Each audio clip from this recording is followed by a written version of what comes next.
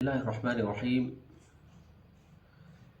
आप हजरात को मालूम है कि उदयपुर फाइल्स के नाम से एक फ़िल्म आ रही है जो प्रोपेगेंडा फ़िल्म है। इस फिल्म के डायरेक्टर को आज दिल्ली हाई कोर्ट में बड़ी फटकार लगी है। चुनाचे दिल्ली हाई कोर्ट में इस सिलसिले में जो समाअत हुई उसमें मुसलमानों की तरफ से कौन वकील थे, क्या क्या दलाइल पेश किए गए और हाई कोर्ट ने उन सारे दलाइल को सुनकर क्या कहा, ये सारी बातें आप हजरात की खिदमत में आज की क्लिप में पेश की जाएंगी। गौर से समाअत फरमाएं। और बहुत सारे सीन को, मुतनाज़ा सीन को फिल्म के ज़रिए से जो दिखाया जा रहा था, अब दिल्ली हाई कोर्ट का यह हुक्म आया है कि उन सीन्स को फिल्म से हटाया जाए। अगर इन सीन को मूवी से नहीं हटाया गया और मूवी से रिमूव नहीं किया गया तो पूरी फिल्म पर बैन लगाई जा सकती है, पूरी फिल्म की नुमाइश पर पाबंदी लगाई जा सकती है। और दिल्ली हाई कोर्ट ने वाज़े अल्फाज में फिल्म के डायरेक्टर को 24 घंटे का वक्त दिया है। वो 24 घंटे के अंदर फिल्म से उन मुतनाज़ा सीन को हटाया जाना ज़रूरी है। ये तो थी खबर 9 जुलाई की। आज 10 जुलाई को फिर से दिल्ली हाई कोर्ट में उस फिल्म पर समाअत होगी। और आप हजरात को मालूम है कि पिछले कुछ दिनों से सोशल मीडिया पर उदयपुर फाइल्स का ट्रेलर गर्दिश कर रहा है, जिसमें बहुत सारे मुतनाज़ा सीन को दिखाया गया है। इस फिल्म में बताया गया है, इस फिल्म के ट्रेलर में बताया गया है कि नुपुर शर्मा के उस सीन को, नुपुर शर्मा के बयान को जो आप सल्लल्लाहु अलैहि वसल्लम की शान में उसने कहा था, उस बयान को इसमें शामिल किया गया है। और इसी तरह दारुल देवबंद जो हिंदुस्तान की आज़ादी में बहुत अजीम किरदार है और बहुत ही बड़ा मजहबी इदारा है, एक नेगेटिव किरदार भी इस मूवी में पेश किया गया था। और इसी तरह जमीयत उलमा हिंद के सदर मौलाना अरशद मदनी साहब की भी एक नेगेटिव इमेज को इस फिल्म के ट्रेलर में बताया गया था। और ये भी बताया गया था कि मदरसों के जो मौलाना होते हैं वो बच्चों के साथ गलत काम किस तरह करते हैं, बदफेली किस तरह करते हैं, उस तरह की सारी चीज़ों को इस फिल्म के ज़रिए से लोगों के सामने पेश किया जा रहा था। और ये भी बताया जा रहा था कि मुसलमान किस तरह दहशतगर्दी करते हैं और उसमें उलमा का किस तरह रोल होता है। और इसी तरह ज्ञानवापी मस्जिद का जो मामला जो सुप्रीम कोर्ट में, हाई कोर्ट में ज़ेर बहस है, उसमें भी ज्ञानवापी मस्जिद के मामले को भी इस फिल्म के ज़रिए से लोगों के सामने पेश किया जा रहा था।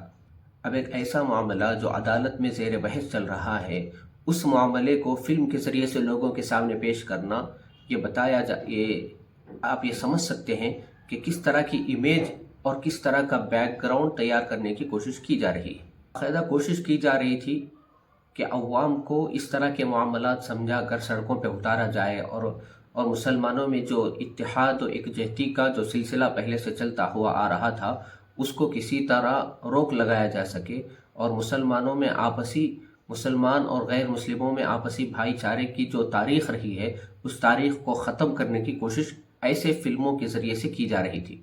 पहली मरतबा इस फिल्म का जो ट्रेलर आया था वो 2 मिनट 53 सेकेंड का था।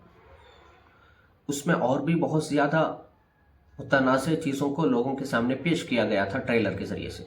जब सोशल मीडिया पर हंगामा हुआ, मुसलमानों ने आवाज़ उठाई और गैर मुस्लिम जो मुसलमानों से हमदर्दी रखते हैं उन्होंने इस सिलसिले में आवाज़ उठाई, तो उस ट्रेलर को रिमूव कर दिया गया।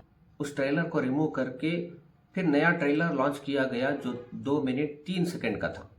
तो उस ट्रेलर में मौलाना अरशद मदनी साहब दामद बरकातुहुम की तस्वीर को हटाया गया, नुपुर शर्मा के बयान को हटाया गया और भी बहुत सारी चीज़ें ट्रेलर से हटाई गई थी। लेकिन बात यहाँ पे जो चल रही है वो फिल्म से हटाने की। मगर मौलाना अरशद मदनी साहब दामद बरकातुहुम ने Gujarat high court, Delhi high court और मुंबई हाई कोर्ट में अपील दायर की और दायर करके कहा गया इस तरह की चीज़ें आपसी भाईचारगी को ख़त्म करने के लिए लाई जा रही हैं। चुनाचे उसी पिटीशन पर आज 9 जुलाई को दिल्ली हाई कोर्ट में समाअत हुई। उसी समाअत में दिल्ली हाई कोर्ट ने फिल्म के डायरेक्टर को सख्त फटकार भी लगाई और बहुत ज़्यादा डांट डपट भी की और बाकायदा तौर पर उनको 24 घंटे का टाइम दिया है कि इन 24 घंटे के अंदर बहुत सारे सीन को, तकरीबन 5 सीन ऐसे हैं जिनको हटाने के लिए कहा गया है। मौलाना अरशद मदनी साहब दामद बरकातुहुम की तरफ से सुप्रीम कोर्ट के सीनियर वकील हैं कपिल सिब्बल साहब, उन्होंने इसमें बहस की सीनियर होने के नाते। एडवोकेट कपिल सिब्बल साहब ने इस फिल्म में क्या मुतनाज़ा चीज़ें हैं और फिल्म के ज़रिए से किस तरह की इमेज इस्लाम और मुसलमानों की और माइनॉरिटीज़ की बनाई जा रही है, उस तरह की बातें खुलकर वाज़ेह अंदाज में ہائی کورٹ میں جج کے سامنے رکھی۔ اس طرح کی فلم کو اگر ریلیز کرنے کا حکم دیا گیا، ریلیز کرنے کا موقع فراہم کر دیا گیا، تو کس طرح ماحول کو خراب کیا جا سکتا ہے، نفرت پھیلائی جا سکتی ہے، یہ ساری باتیں کپل سبل صاحب نے کورٹ میں رکھی۔ سبل صاحب نے اس بات پر بھی کورٹ کے سامنے حیرانی کا اظہار کیا کہ آخرکار سینسر بورڈ نے اس فلم کو گرین سگنل کیسے دیا، اور اس فلم کو ریلیز کرنے کا اوکے سرٹیفکیٹ سینسر بورڈ نے کیسے جاری کر دیا، حالانکہ یہ ساری چیزیں کورٹ میں آنے سے پہلے سینسر بورڈ میں خود روک لگائی جانے والی چیزیں تھیں۔ اس سے معلوم ہوتا ہے کہ سینسر بورڈ کا بھی جھکاؤ کس طرف ہو چکا ہے۔ کپل سبل صاحب نے دلیل دیتے ہوئے کہا کہ دارالعلوم دیوبند ایک ایسا ادارہ ہے کہ اس کے خلاف آج تک کسی کو کوئی ثبوت نہیں مل سکا کہ وہاں پر ہندوستان مخالفت کی تعلیم دی جاتی ہو یا غیر مسلموں کے خلاف کوئی چیزیں پڑھائی جاتی ہوں۔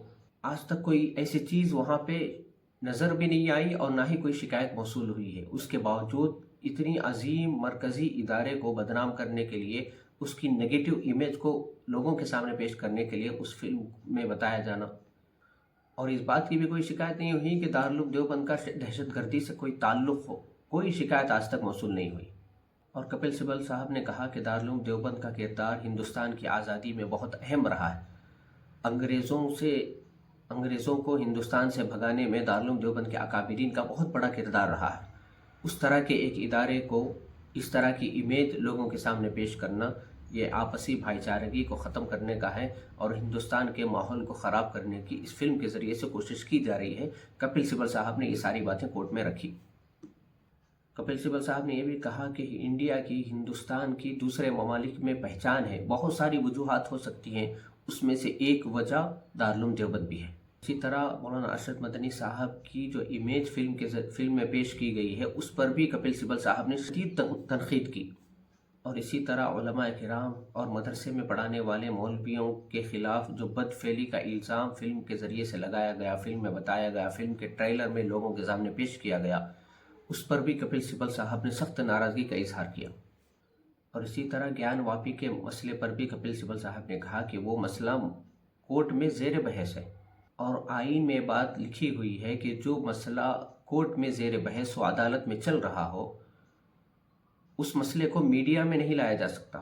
یہ تو میڈیا میں کیا، بلکہ پوری فلم انڈسٹری میں باقاعدہ فلم کے ذریعے سے پیش کیا جا رہا ہے، تو یہ سارا معاملہ سیدھے کا سیدھا کورٹ کا اکمان ہے۔ اس کے بعد دہلی ہائی کورٹ کے ججز نے اس مسئلے کو سیریس سمجھا، اس مسئلے کی سیریسنس کو پہچانا، فلم کے ڈائریکٹر کو پھٹکار لگائی اور فوراً آرڈر دیا کہ یہ ساری چیزوں کو ہٹایا جائے۔ پٹیشن فائل کرنے والوں کے ذریعے سے جن سینوں پر اعتراض ظاہر کیا گیا ہے، ان سارے سینوں کو باقاعدہ طور پر 24 گھنٹے کے اندر نکالا جائے، اس طرح کا آرڈر کورٹ نے دیا ہے۔ آپ کو معلوم ہے کہ یہ فلم کنہیا لال کے مرڈر پر بنی ہوئی ہے، اور اس طرح کی فلم سامنے آنے سے سماج پر برا اثر پڑے گا، نفرت پھیلے گی۔ باقاعدہ فلم کی اسکرین ہوگی، ایڈوکیٹ کپل سبل صاحب اور دوسرے پٹیشن فائل کرنے والے اس فلم کو باقاعدہ دیکھیں گے۔